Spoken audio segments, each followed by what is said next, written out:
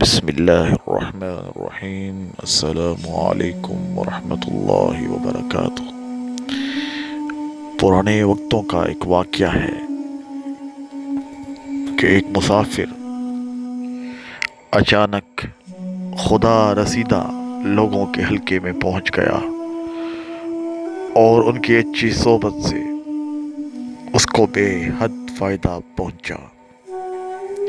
اس کی بری عادتیں چھوٹ گئیں اور وہ نیکی میں لذت محسوس کرنے لگا۔ یہ انقلاب یقیناً بے حد خوشگوار تھا، لیکن حاسدوں کے دلوں کو کون بدل سکتا ہے؟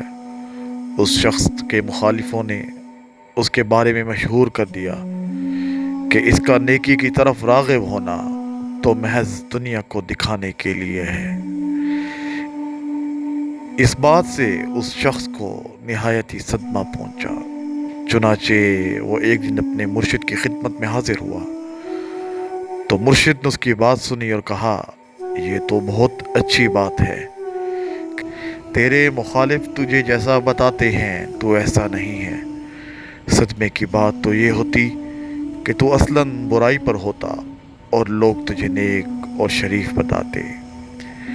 اس حکایت میں حضرت سعدی نے نہایت لطیف پیرائی میں اپنا محاسبہ آپ کرتے رہنے کی تعلیم دی ہے۔ اپنے بارے میں اہل دنیا کی رائے کو ہرگز قابل اعتبار نہیں سمجھنا چاہیے۔ یہاں تو اچھوں کو برا اور بروں کو اچھا کہنے کا رواج ہے۔